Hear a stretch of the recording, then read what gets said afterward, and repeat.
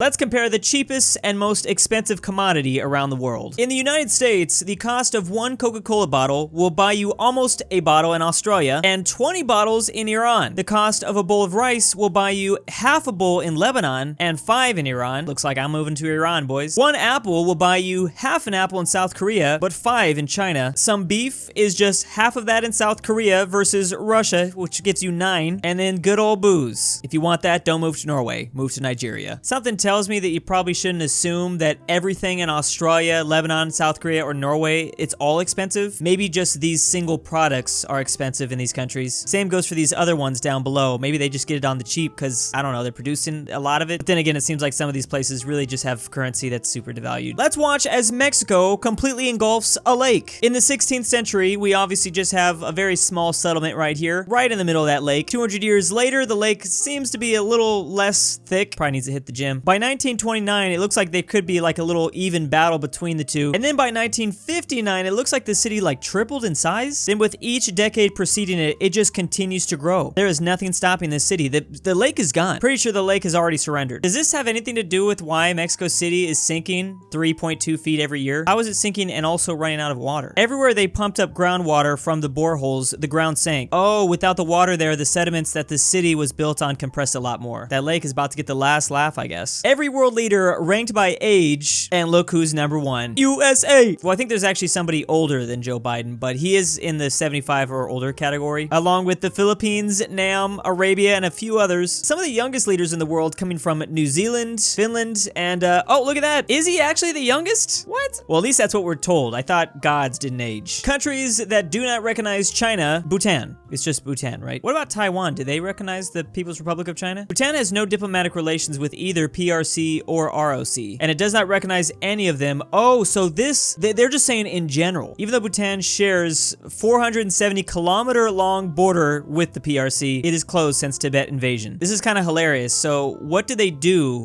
with this? Like, do they kind of imagine there's just a giant ocean up here? So basically what you're telling me is that Bhutan sees the world like this. This is the world map according to Bhutan. As far as they're concerned, they're not landlocked. We have a map showing the French in blue, fries in red, a small province in the Netherlands, and the people that made French fries in orange. So what this map is telling me is that Belgium are taking French people and shoving them in the province of fries. So that's how they've been making them. We got more people ignoring other places, countries that don't recognize Croatia. What did Croatia do to make them mad? And they're all mostly in Africa, but Bhutan too! What the hell, Bhutan? I mean, Croatia's only been around for like 30 years. Maybe these countries just haven't accepted the friend request yet. There are even a couple islands that don't accept them, Tonga being one of them. Is it illegal to say it's Tonga time in Croatia now? Here's a very stylized photo of the bay up in Northern California. To go from San Francisco right here to like somewhere just like outside of this image, it takes like 3 hours, right? And it's kind of understandable now when you look at it. A lot of weird terrain and just city everywhere. 3 hours is kind of an overstatement, but like an hour and a half depending on traffic. If 100 people lived in the United Kingdom, where would they live? This is to show you like population density. Most, of course, would live in London or the southeast. This is like Cornwall and a couple others. Only 5 people would live in Wales, 3 in Northern Ireland, and 8 in Scotland. So, I mean, it's clear to see when you look at it like this, why England was able to just take over everyone. Like, they had everyone living here. Kind of crazy how I even know these places, but I don't know anything east of England, with a lot of population over here. Same thing, but in the Arab League, we have North Africa and the Middle East. A quarter of the people almost all live in Egypt? Why am I now just figuring this out? Then it would be Algeria. Why? I don't know what to think. Oh, man, nobody lives in Oman. I like all the places that have 0 people living in it. Bahrain, this island out over here, and Bootyland. Even crazier to think that the 23 people living in Egypt would all be like around the Nile. Like 90% of Egypt is like uninhabited because it's a giant desert. Now this is the type of stuff they need to have at Legoland. A massive world map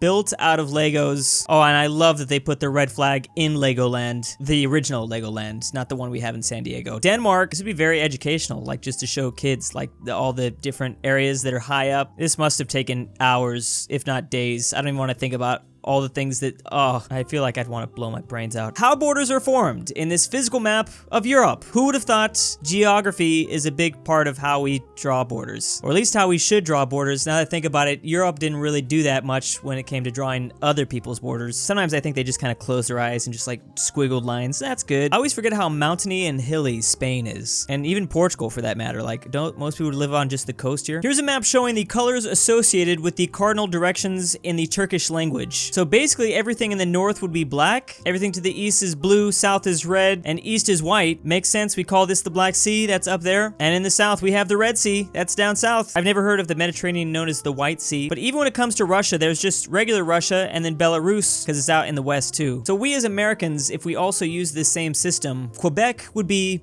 Blue Canada, because Canada's here, and to their east is Quebec. This really is Blue Canada. A huge portion of states get their name from Native American origins. I knew about some of these, Michigan, Ohio, Dakota, but Alabama has a Native American origin? I love how the different colors represent the different language groups. The Cherokee tribe helped name Tennessee, the Iroquois helped name Ohio and Kentucky. Only one question though, I don't know how the hell they got Arizona out of this. I can see everything else. I can see Utah, I can see Idaho, even Texas if I squint.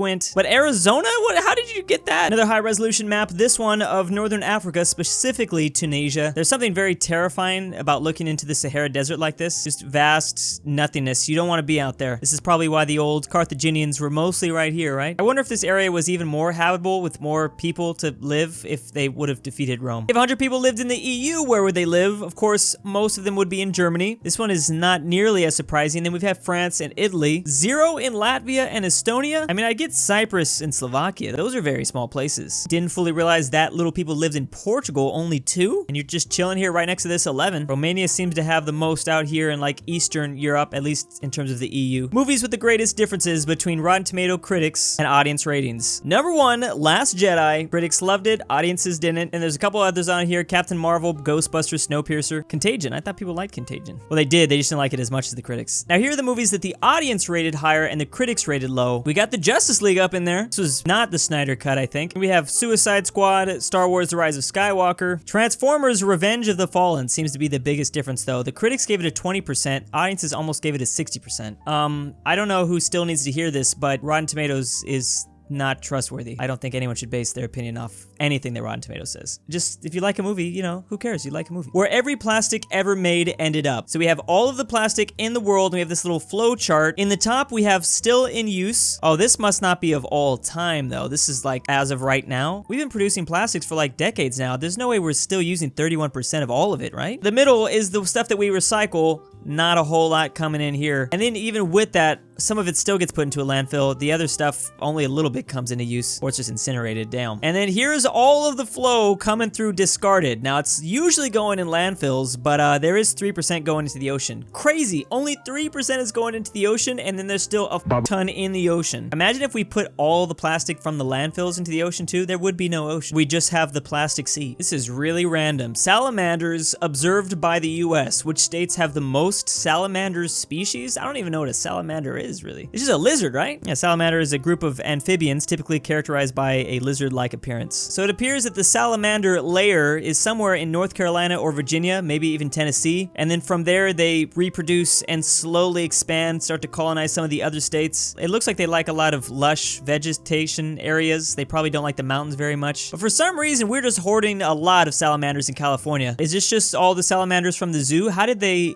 get over here? Not gonna lie though, I would like to keep this one. This one looks kind of adorable. Max speed limits by state. Now this is what I'm talking about. Texas really channeling that inner Germany. I mean, if your speed limit is 85, there might as well not even be a speed limit at that point. I'm pretty sure other states don't have this same rule, but typically in California, you can go like 5 to 10 miles over the speed limit and be fine. I think in other states, it's like pretty hard line rule. Like you go over the speed limit, you get in that ticket. Hawaii has the lowest maximum speed limit, which is 55. And I'm trying to figure out why. Like, is it the rural areas, or you're either in rural areas that don't have really good roads, or maybe you're just in the city, can't drive to, I don't know. Alaska having a pretty low max speed limit makes sense. You know, you don't want to like be an ice road trucker and go into a ditch somewhere, and there's pretty much nothing in these states. Like 3 people live here, but having a max speed limit here is pretty okay. Here's a list of incarceration rate. Right here we have Switzerland. They have some of the lowest numbers of all. Who's gonna commit crimes in like neutral world? Pretty sure they're too busy fighting Yetis or something. Poland, not too bad, along with New Zealand and Argentina. And as we slowly go up, we have got Russia at 47. Cuba arresting people left and right. I don't know about that. Thailand's number 7. USA is overall ranked number 3. But when you break it down by state, Oklahoma is 2 and Louisiana is number 1. So about 700 people or more are getting arrested per 100,000 people. What the hell are going on in these states? That's what I want to know. Almost 1% of everyone living in Louisiana is getting locked up. Here's a map of Japanese cherry blossoms throughout the world. I didn't know that Japanese cherry blossoms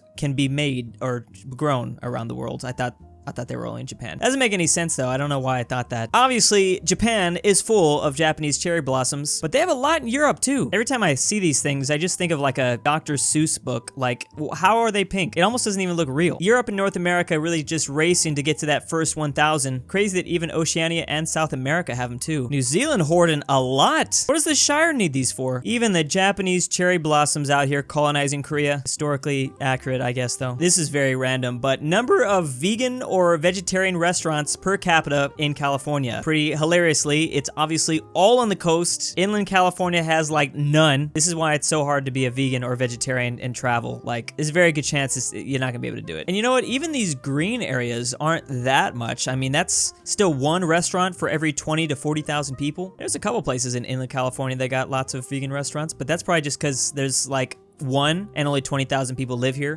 And big thanks to the patrons Zeffi, Stormtrooper 501, Patrick C, Poppy Drew Woo, Manny 74, Mac, M203 BrushEm, LuxembourgLover, I'm About a Nut, FusionWolf, Full Send Nick, EpiNick, Elijah Senpai, Dalton D, AryanAfterHours, Anikyte, Aaron F, and Aaron F2. If you'd like to become a patron, check the link down below.